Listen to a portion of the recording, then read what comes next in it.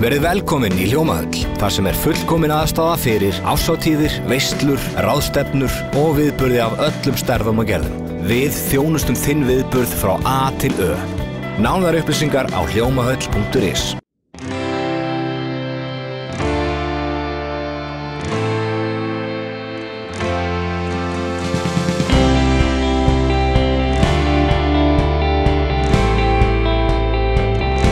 Komið sæl og verið velkomin í Suðurnesja Magasín.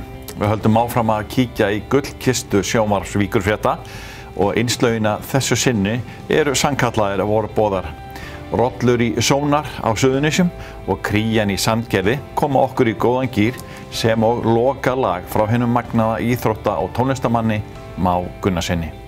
Vísindamenn frá 5 þjóðum hafa síðustu 2 sumur unnið að rannsóknum á kríu í landi Norðurkots í Sandgerði undir stjórn doktor Freydísar Vigfúsdóttur, sjávarlíffræðings og sérfræðings við Háskóla Íslands.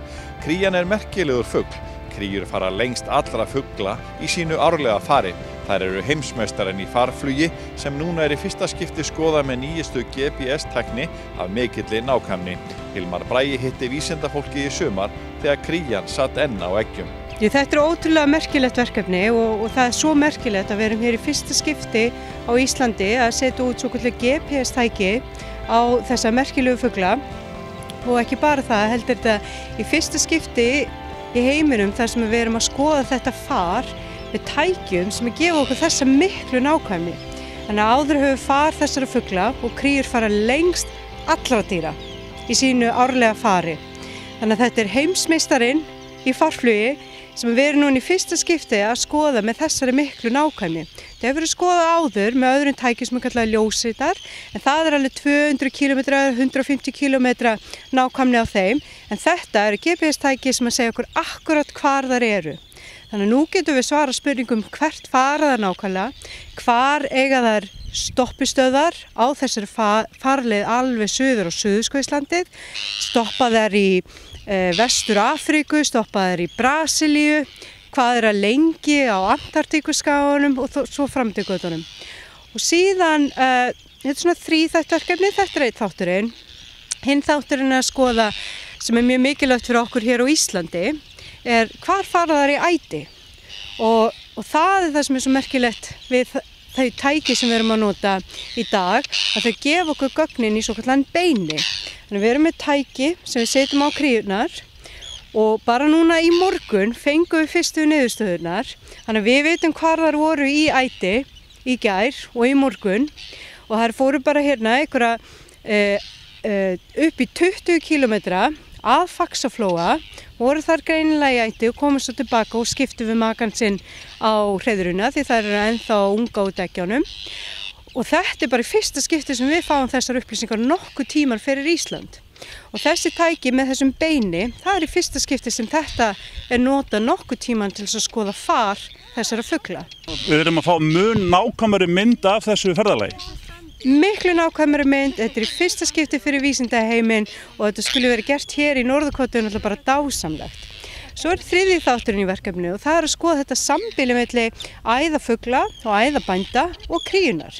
Er það kostur fyrir æðaræktina að vera með kríur og er það kostur fyrir kríurnar að fá að verpa innan æðavarpsins?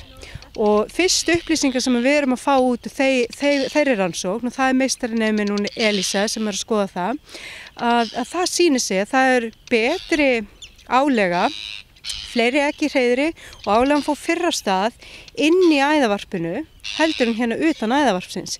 Þannig ég hugsa að æðabændunir veita kríunum skjól og svo það sem við höfum verið að tala um æðabændunar er að það er kostur fyrir æðabændur að vera með kríunar sem svona loftvörn fyrir æðavarpið sitt.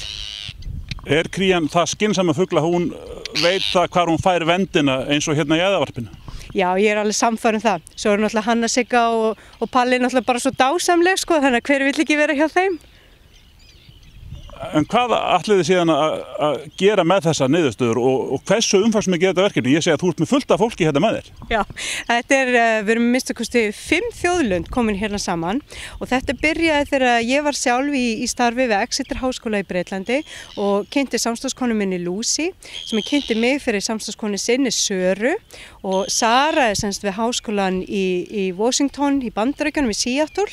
Þannig að þetta ég við Háskóla Íslands, Lucy við Exeter Háskóla og Sara við Háskólan í Washington í Seattle og tveir doktorsnemar sem eru vistaðir hjá Lucy í Exeter og svo eru meistaranemarnir mínir eru hérna líka og svo kom bresku fuglaáhugamár sem hjálpa okkur að finna fótamerkin og tækin.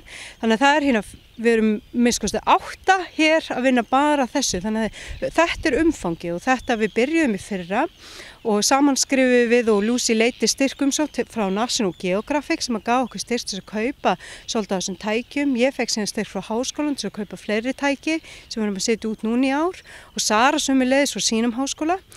Þannig að þetta umfangsmikið bæði þvert á vísindalegt samfélag og þetta umfangsmikið peningarnir sem fara í þetta og rannsóknarféð en erum við að svara mikilvægum spurningum hérna og svo kemur nú í ljós hvort að við fáum nú góð gögn úr þessu sem ég hef enga áhyggjur af, þetta verður frábært að við náum tækjunum og upplýsingunum tilbaka og þá kemur það í hlutverk okkar að leiðbeina doktorsnemendunum og meistaranemunum að skrifa góða pistla og góða vísindagreinar sem að ég er sannfærð að verður bara mjög veigamikið fyrir vísindaheimin og þessa þekkingu í vísindaheiminum en sömuleiðis bara fyrir okkar samfélag.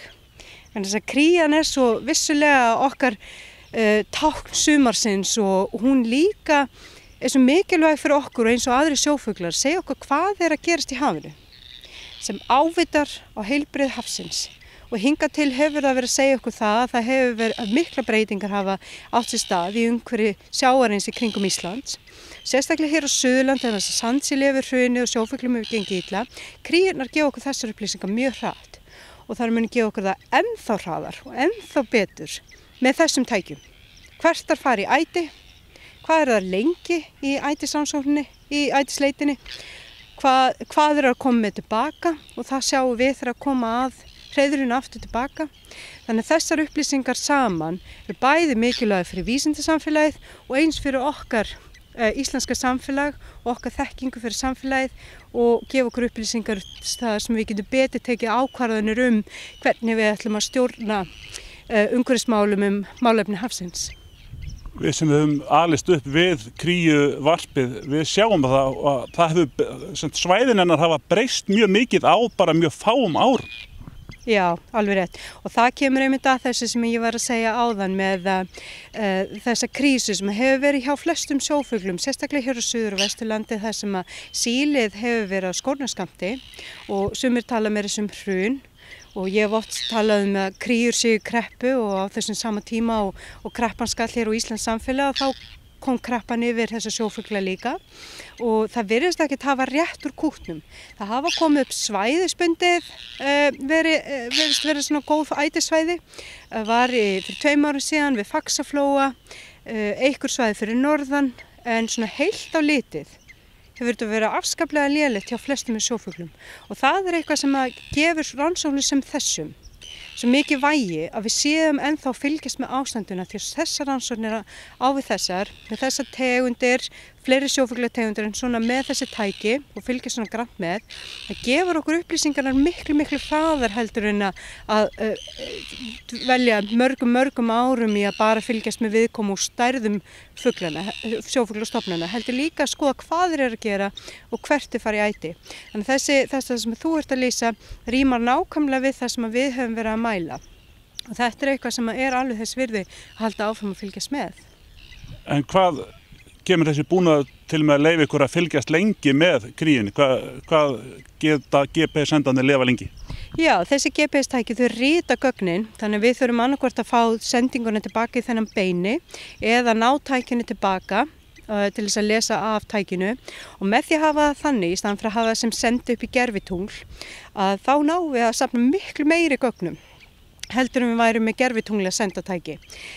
Þannig við fáum að minnsta kosti gögn hvert korter fyrir fuglana meðan þeir eru hér í varpi.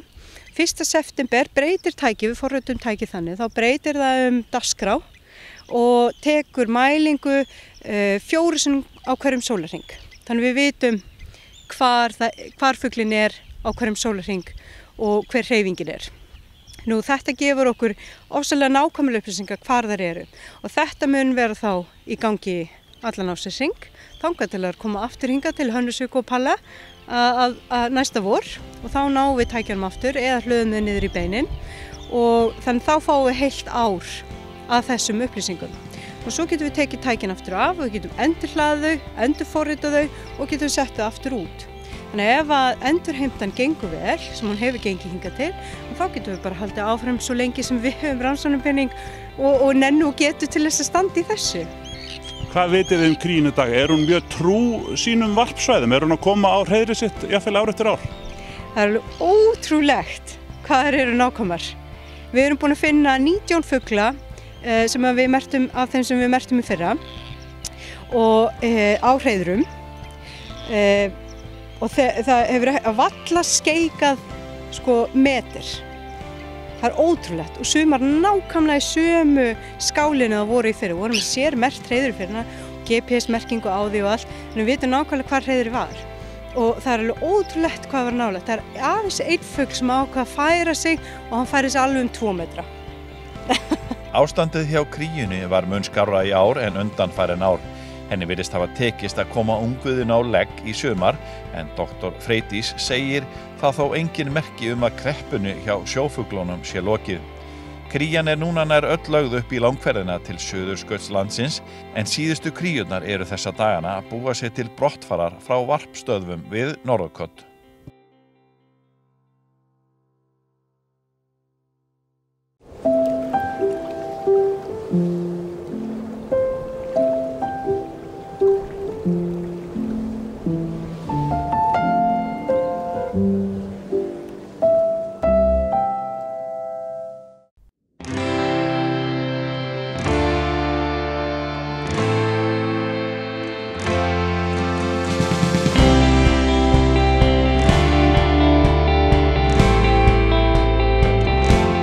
Kindurnar suður með sjó eru frjósamar. Á Suðurnesjum eru fjölmargir frístundabændur og þeir fengu sérfræðing norðan úr landi síðustu helgi til að telja fóstur.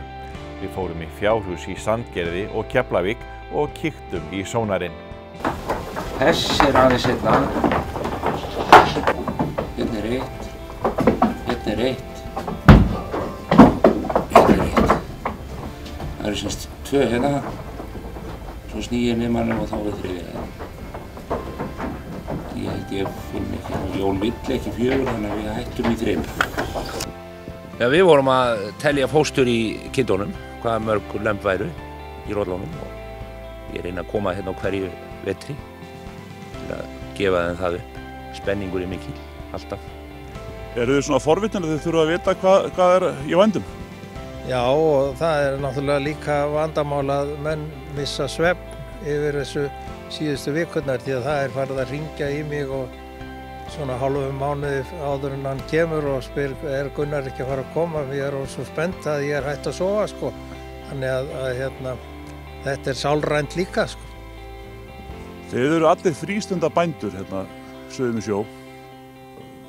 Hvað er þetta mikill búskapur hjá ykkur og hvað er þá í vændum núna í vor þegar þetta brestur allt saman á?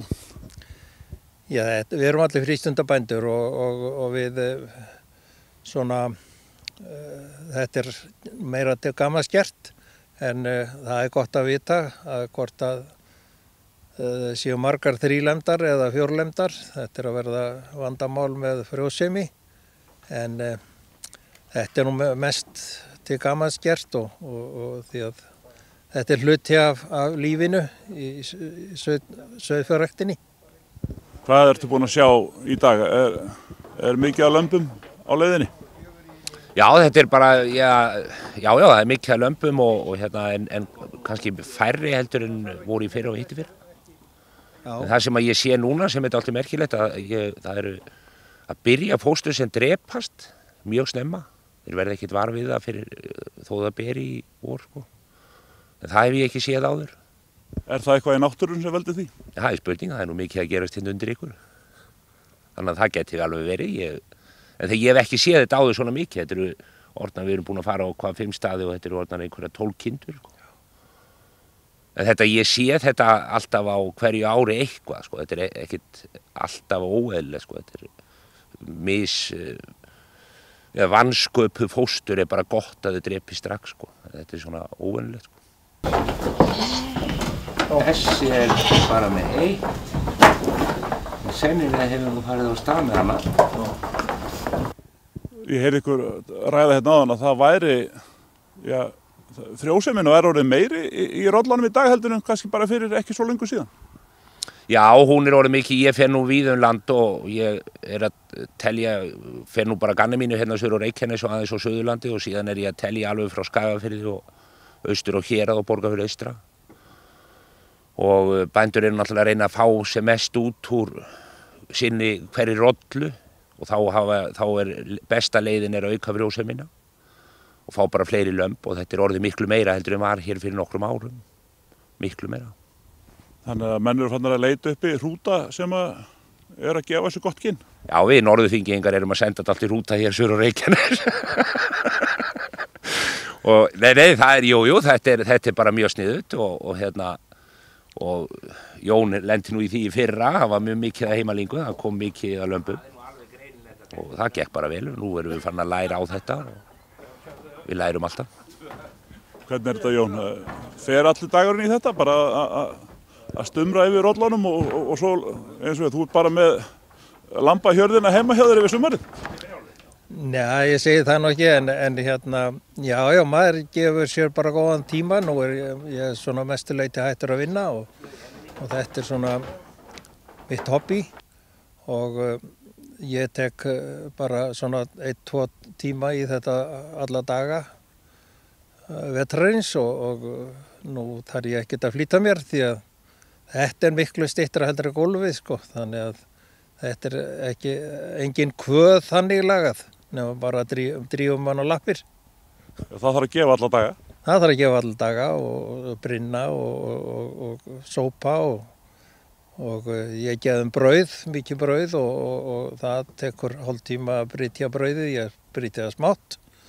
Þannig að það fari ekki að éta heyið fyrir þeir eru búin að fá brauðið sitt, sko. Ertu þá að baka alla daga eða ertu eitthvað innan undir hjá bökurunum? Já, ég er svona innan undir hjá bökurunum. Ég hef nú ekki farið að smyrja ennþá en það er sumt smurt sem er fá. En hvernig er þetta þegar þið eru að hleypa hrútunum á það? Þið þurfum að halda eitthvað bókhald yfir þetta, ekki getið leyft þeim að leika sér bara í hópnum einn dag og þannig að sauðburðurinn þarf að vera skipulaður í voru þegar ekki? Jú, allt skráð og skipulagt og menn við tala nákvæmlega undan hverju hvað er. Þannig að öðruvísi er ekki ræktun í stofninu. Eru þið eitthvað að skiptast á hrútum? Já, við skiptumst á hrútum. Sumir eiga engar hrút og fá bara lánaða og við lánum á milli og þannig að menn fá fjölbreytni í þetta. Liti og alls konar. Gunnar ber nú orðið alltaf mikla ábyrgð á minni ræktun. Ég á bæði forystukind og 2 hrúta frá honum þannig að hann ber nú alltaf ábyrgð þannig að hann verður að koma hér til þess að fylgja þessu eftir. En svo má bæta því við að ég kannski er ekki bara að segja fjöldan af lömbunum í rollunum. Það er þessi frístundabændur að þeir til að gera vorið þægilegra sauðburðina þá samstilla þeir og ég get gefið þeim upp hvort að þeir halda á þessu fyrsta gangmáli eða 16-17 dögum seinna. Þannig að það munir alltaf miklu að þurfi ekki að vaka yfir rollu sem á svo að bera 17 dögum. Það er nóg of mikið fyrir Jón held ég. Þú veist hættur að vinna. En það er mjög gott, sko. Og það verður nú að segjast eins og það er að hann er alveg geysilega magnaður.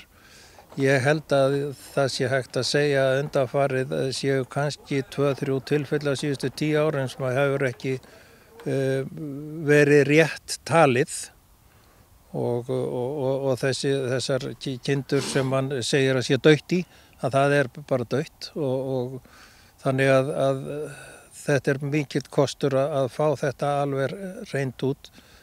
En hann verður bara svo helviti montinn að ég fer að hæla honum mikið þannig. Þú ert snöggur að sjá þetta. Þú ert með greinilega næmt auga fyrir þessu. Já, þetta nú eiginlega aðalega það að vera snöggur að giska. Nei, ég er mjög heppinn að ég byrjaði á að telja 2004 og er búinn að telja öll ár síðan og ég bara er svo heppinn að ég sá þetta lá mjög vel fyrir mér en maður þarf að hafa rosalegan áhuga á sauðfé.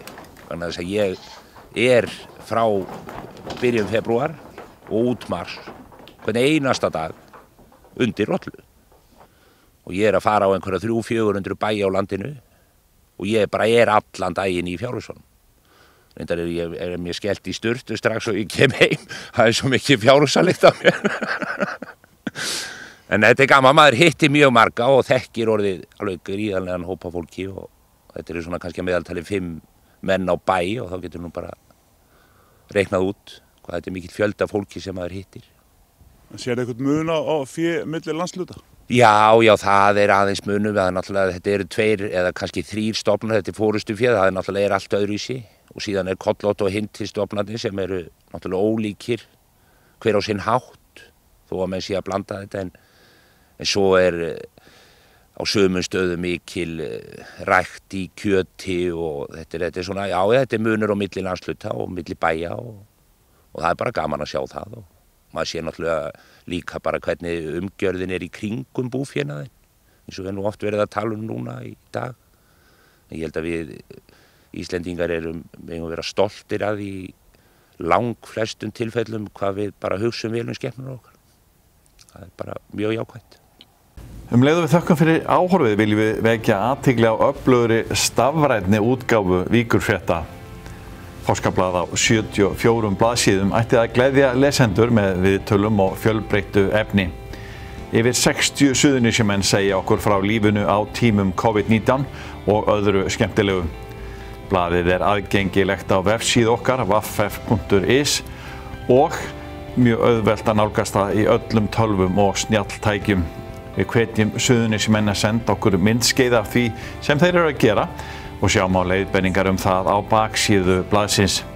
Við endum þáttinn á lagi frá Alive tónleikum Más Gunnarssonar sem fékk nokkra pólska tónlistamenn í lið með sér á tónleikum í Stapa.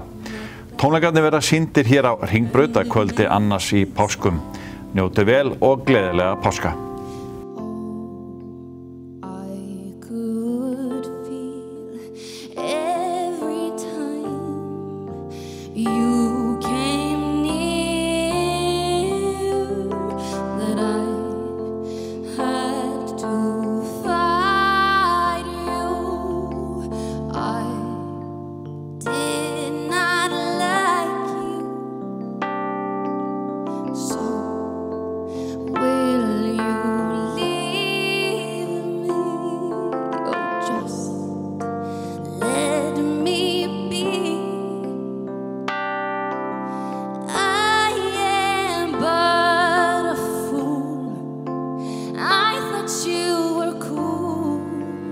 And we fell